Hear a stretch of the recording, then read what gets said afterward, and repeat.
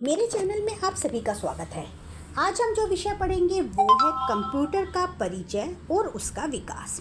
इससे पहले बच्चों, अगर आपने मेरे चैनल को सब्सक्राइब नहीं किया है तो प्लीज़ सब्सक्राइब कीजिए, आप इसे लाइक और शेयर कीजिए जिससे कि मेरी सभी वीडियोस आपको मिलती रहें। तो चलिए शुरू करते हैं कि कंप्यूटर के बारे में आज पूरा जान लेते हैं और इसका विकास किस प्रकार से हुआ था, इसके विषय में आज हम पढ़ेंगे।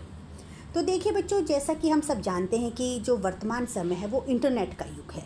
इसमें कंप्यूटर का ज्ञान होना बहुत ही आवश्यक है, क्योंकि आज जो सभी कार्य होते हैं, जितने भी कार्य हैं, लगभग सभी कंप्यूटर के द्वारा ही किए जाते हैं। इसलिए सबसे पहले हम जान लेते हैं कि कंप्यूटर शब्द की उत्पत्ति कहाँ से हुई थी और इसका अर्थ क्या होता है। देखिए, जो कंप्यूटर शब्द है उसकी उत्पत्ति लैटिन भाषा के शब्द कंप्यूटर से मानी जाती है और जिसका अर्थ होता है कैलकुलेशन। इसलिए हम कह सकते हैं कि जो कंप्यूटर है वो गणना करने वाली एक मशीन होती है। इसलिए कंप्यूटर को हिंदी में संगणक कहा जाता है। देखिए, 1830 में चार्ल्स बेबेज द्वारा डिज़ाइन किए गए इस विश्लेषणात्मक इंजन को कई लोग पहला कंप्यूटर मानते थे। ठीक है, यही कारण है कि चार्ल्स बेबेज को कंप्यूटर का जनक भी कहा जाता है। और जो ये कंप्यूटर है वो हार्डवेयर और सॉफ्टवेयर से मिलकर बनता है। ठीक है, तो अब हम इसके जनरेशन की बात करें कि कंप्यूटर की जनरेशन कौन कौन सी होती है, यानी कि कंप्यूटर की पीढ़ियों के बारे में हम जानेंगे। देखिए, इसकी पहली पीढ़ी में क्या है कि 1940 से 1956 की जो अवधि है उसे कंप्यूटर की पहली पीढ़ी के रूप में माना जाता है। पहली पीढ़ी के कंप्यूटर में जो था वो वैक्यूम ट्यूब का प्रयोग किया जाता था, उसके द्वारा विकसित ये किया गया था। पहली पीढ़ी के जो कंप्यूटर थे वो बाइनरी कोडेड कंसेप्ट पर काम करते थे। अगर हम इसके उदाहरण की बात करें तो ENIAC इसका उदाहरण है और EDVAC ये इसके उदाहरण है पहली पीढ़ी के कंप्यूटर की। अब बात करते हैं दूसरी पीढ़ी के कंप्यूटर में क्या क्या था। देखिए, 1956 से 1963 की जो अवधि थी उसे कंप्यूटर की दूसरी पीढ़ी के रूप में जाना जाता है।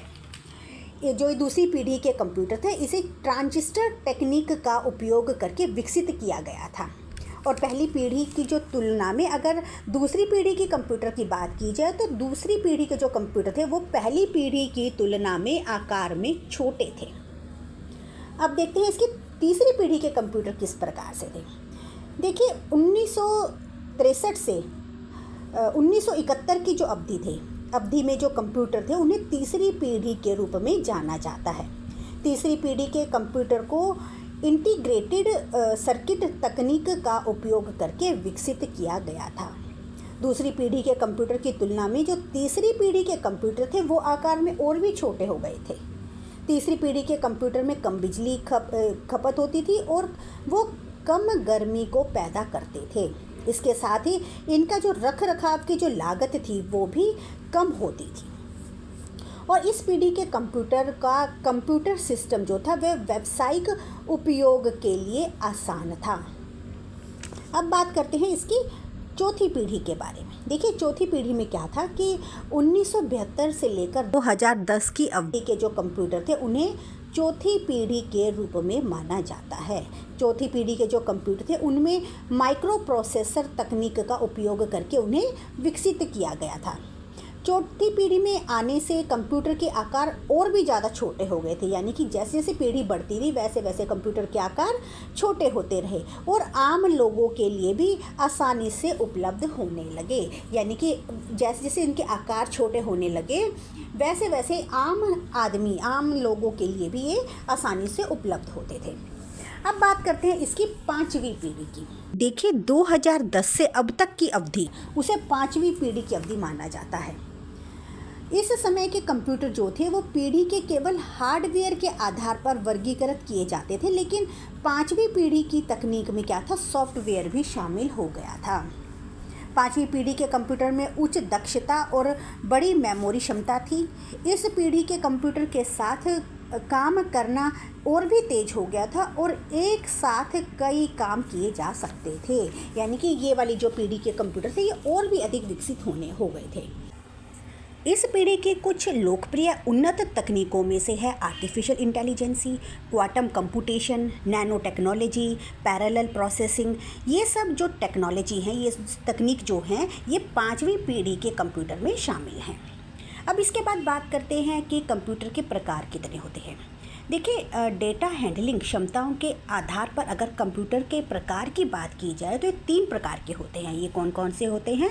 एनालॉग कंप्यूटर, डिजिटल कंप्यूटर और हाइब्रिड कंप्यूटर। ये 3 प्रकार के कंप्यूटर माने जाते हैं। पहला है एनालॉग कंप्यूटर। देखिए, एनालॉग कंप्यूटर में क्या होता है कि एनालॉग डेटा जो है वो निरंतर डेटा होता है जो लगातार बदलता रहता है। और एनालॉग कंप्यूटर में एनालॉग डेटा को प्रोसेस करने के लिए डिज़ाइन किया जाता है। इसलिए हम कह सकते हैं कि जो एनालॉग कंप्यूटर का उपयोग वहाँ किया जाता है जहाँ पर लगातार परिवर्तनशील भौतिक मात्राएं जैसे कि विद्युत क्षमता, द्रव्य दबाव, गति, तापमान, इन जैसे मानकों को हल किए जाने वाली जो समस्याओं से संबंधित मात्राओं के अनुरूप तरीकों से दर्शाया जाता है। और अगर इसके उपयोग की बात की जाए तो इसका व्यापक रूप से वैज्ञानिक और औद्योगिक अनुप्रयोगों में इसका उपयोग बहुत ही व्यापक रूप से किया जाता है। इसके उदाहरण इस कौन कौन से हैं? सिस्मोमीटर, स्पीडोमीटर, थर्मामीटर, बेल्टोमीटर, ये सब इसके उदाहरण हैं। इसके बाद है अगला जो कंप्यूटर है वो है डिजिटल कंप्यूटर। देखिए, डिजिटल कंप्यूटर को उच्च गति पर गणना करने के लिए डिज़ाइन किया गया है। यह डेटा को अंकों या बाइनरी नंबर के रूप में इनपुट के रूप में स्वीकार करता है और आउटपुट का उत्पादन करने के लिए इसकी मेमोरी में संग्रहित कार्यक्रमों के साथ इसे संसाधित करता है। अगर सभी आधुनिक कंप्यूटर जैसे कि लैपटॉप, डेस्कटॉप, स्मार्टफोन, ये जो कंप्यूटर हैं जिनसे कि घर पर बैठकर ही या कार्यालयों में जिसका उपयोग किया जाता है, ये सब डिजिटल कंप्यूटर कहलाते हैं। यानी कि डिजिटल कंप्यूटर के उदाहरण कौन कौन से हुए? लैपटॉप, डेस्कटॉप या स्मार्टफोन जो है वो डिजिटल कंप्यूटर के उदाहरण हैं। अगला कंप्यूटर जो है वो है हाइब्रिड कंप्यूटर। देखिए, हाइब्रिड कंप्यूटर क्या होता है? हाइब्रिड कंप्यूटर में एनालॉग और डिजिटल कंप्यूटर दोनों की ही विशेषता पाई जाती है। यह एक एनालॉग कंप्यूटर की तरह ही तेज भी होता है और इसमें डिजिटल कंप्यूटर की तरह मेमोरी और सटीकता भी पाई जाती है। जो यह हाइब्रिड कंप्यूटर है, यह एनालॉग संकेतों को स्वीकार करता है और प्रसारण से पहले उन्हें डिजिटल रूप में परिवर्तित कर देता है। कहने का अर्थ क्या है? जहां पर एनालॉग और डिजिटल डेटा दोनों को संसाधित किया जाता है, वहां पर हाइब्रिड कंप्यूटर का प्रयोग व्यापक रूप से किया जाता है। अगर इसके उदाहरण देखें तो उदाहरण जैसे कि पेट्रोल पंप में जो है एक प्रोसेसर का उपयोग किया जाता है जो ईंधन प्रवाह के माप की मात्रा को भी और कीमत में परिवर्तित कर देता है। कहने का क्या अर्थ है कि पेट्रोल पंप पे जैसे देखा होगा कि वहाँ पर कीमत और मात्रा दोनों ही दर्शाई जाती हैं, तो ऐसी जगहों पर हाइब्रिड कंप्यूटर का प्रयोग किया जाता है। और इसी प्रकार इनका उपयोग जो है वो हवाई जहाज में, अस्पतालों में, वैज्ञानिक अनुप्रयोगों में, इन सब में भी हाइब्रिड कंप्यूटर का प्रयोग किया जाता है। इसके बाद बात आती है आकार की। देखिए, आकार के आधार पर कंप्यूटर के प्रकार कौन कौन से होते हैं। अगर आकार के आधार पर कंप्यूटर की बात की जाए तो ये 5 प्रकार के होते हैं। पहला कौन सा होता है? Super computer. देखिए, पहले जो सुपर कंप्यूटर है वो 1976 में रोजर के द्वारा विकसित किया गया था। सुपर कंप्यूटर जो होते हैं वो सबसे बड़े और सबसे तेज कंप्यूटर होते हैं। ये बड़ी मात्रा में डेटा को संसाधित करने के लिए डिज़ाइन किए गए हैं। और जो ये कंप्यूटर होते हैं ये 1 सेकंड में ही खबरों को निर्देशित करके उन्हें संसाधित कर सकते हैं। इन कंप्यूटरों में हजारों इंटरकनेक्टेड प्रोसेसर होते हैं। इन कंप्यूटरों का प्रयोग जो है वो ज़्यादातर वैज्ञानिक या इंजीनियरों के द्वारा किया जाता है, जैसे कि मौसम का पूर्ण अनुमान लगाना, वैज्ञानिक कैलकुलेशन करना और परमाणु ऊर्जा अनुसंधान में इनका प्रयोग किया जाता है। सेकंड जो कंप्यूटर आता है वो है मेनोफ्रेम कंप्यूटर। देखिए, मेनोफ्रेम कंप्यूटर जो होता है वो एक साथ एक साथ सेकंड या हज़ार उपयोगकर्ता का समर्थन करता है। कहने का अर्थ क्या है कि ये कंप्यूटर विभिन्न प्रक्रियाओं को एक साथ निष्पादित कर सकते हैं। इस प्रकार के कंप्यूटर जो होते हैं वो बैंकिंग या दूर संचार या कोई संगठन जिन्हें उच्च मात्रा में डेटा का प्रबंध या प्रसारण करने की आवश्यकता होती है, वहाँ इस प्रकार के कंप्यूटरों का प्रयोग किया जाता है।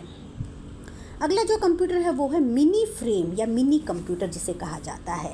देखिए, यह एक मध्यम आकार का मल्टी प्रोसेसिंग कंप्यूटर है। इसमें 2 या 2 से अधिक प्रोसेस होते हैं और एक बार में 4 से 200 उपयोगकर्ता का समर्थन कर सकता है। इन कंप्यूटर का जो उपयोग है वो कहाँ किया जाता है? संस्थानों में और विभागों में, जैसे जहाँ पे कि बिलिंग, अकाउंटिंग जैसे कार्यों में इनका प्रयोग किया जाता है। इसमें एक मिनी कंप्यूटर मेन फ्रेम और माइक्रो कंप्यूटर के बीच में स्थित होता है, क्योंकि ये जो मेन फ्रेम होता है ये इससे मेन फ्रेम से ये छोटा होता है, लेकिन माइक्रो कंप्यूटर से ये बड़ा होता है, इसलिए उनके बीच में स्थित किया जाता है। अगला जो इस कंप्यूटर का जो प्रकार है वो वर्क स्टेशन। देखिए, यह एक एकल उपयोगकर्ता कंप्यूटर है। एकल उपयोगकर्ता यानी कि जो एक सिंगल बंदा उसको उपयोग कर सकता है। इसे तकनीक या वैज्ञानिक अनुप्रयोगों के लिए डिज़ाइन किया गया है। इसमें तेज माइक्रो प्रोसेसर, बड़ी मात्रा में रैम और हाई स्पीड ग्राफिक एडेप्टर होते हैं।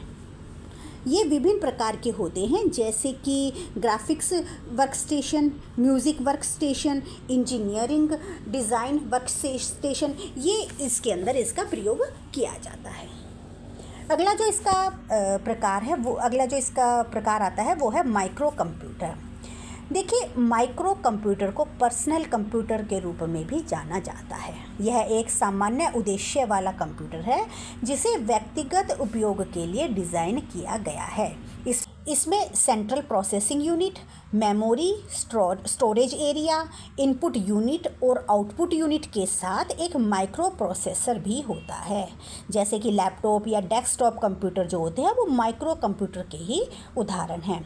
इस प्रकार के कंप्यूटर जो होते हैं वो व्यक्तिगत कामों के लिए लाभकारी होते हैं, जैसे कि कंप्यूटर पर असाइनमेंट कर सकते हैं, फिल्म देख सकते हैं, कोई गेम खेल सकते हैं, या कार्यालयों के काम भी इसी प्रकार के कंप्यूटरों पर किया जाता है। इसके बाद हम बात करते हैं कि कंप्यूटर के घटक कौन से हैं, यानी कि उसके कंपोनेंट्स कौन कौन से। देखिए, कंप्यूटर के जो है 3 घटक माने गए हैं और वो कौन कौन से हैं। पहला है इनपुट और आउटपुट यूनिट, दूसरा है सेंट्रल प्रोसेसिंग यूनिट और तीसरा है मेमोरी यूनिट। ठीक है, ये 3 इसके घटक माने गए हैं। तो पहला है इनपुट और आउटपुट यूनिट। देखिए, उपयोगकर्ता के लिए कंप्यूटर के साथ संवाद करने के लिए इनपुट और आउटपुट डिवाइस की भी आवश्यकता होती है। इनपुट डिवाइस के माध्यम से ही हम कंप्यूटर सिस्टम में डाटा को इंसर्ट कर सकते हैं और आउटपुट डिवाइस के माध्यम से हम इनपुट डाटा का रिज़ल्ट प्राप्त कर सकते हैं। तो इसीलिए ये इसका बहुत ही मुख्य घटक माना जाता है, इनपुट और आउटपुट यूनिट। ठीक है, तो अगला जो इसका घटक क्या है? सेंट्रल प्रोसेसिंग यूनिट, जिसे कि CPU के नाम से जाना जाता है। सेंट्रल प्रोसेसिंग यूनिट जो होती है वो एक कंप्यूटर का एक सिस्टम का हिस्सा होता है, जो यह सिस्टम के बुनियादी अनगिनत तार्किक और इनपुट या आउटपुट संचालन करने के लिए कंप्यूटर प्रोग्राम के निर्देश को पूरा करता है। और जो ये CPU होता है इसे कंप्यूटर के मस्तिष्क के रूप में जाना जाता है, यानी कि ये कंप्यूटर का एक तरह से मस्तिष्क माना जाता है। CPU की गति का उपयोग माइक्रो प्रोसेस के प्रकार पर निर्भर करता है और इसे मेगाहर्ट्ज़ में मापा जाता है। इसका जो अगला घटक है वो है मेमोरी यूनिट। देखिए, ये मेमोरी अस्थायी और स्थायी आधार पर कार्यक्रमों या डाटा को संग्रहित करने के लिए जिम्मेदार होते हैं। इसमें प्राथमिक मेमोरी और सेकेंडरी मेमोरी होती है। जिस इनपुट डेटा को प्रोसेस करना होता है उसे प्रोसेसिंग से पहले मुख्य मेमोरी में लाया जाता है, उसके बाद ही मेमोरी यूनिट में काम किया जाता है। तो बच्चों, ये तो था कंप्यूटर का परिचय। मैं आशा करती हूँ कि आपको मेरी ये वीडियो अच्छे से पसंद आ गई होगी। धन्यवाद।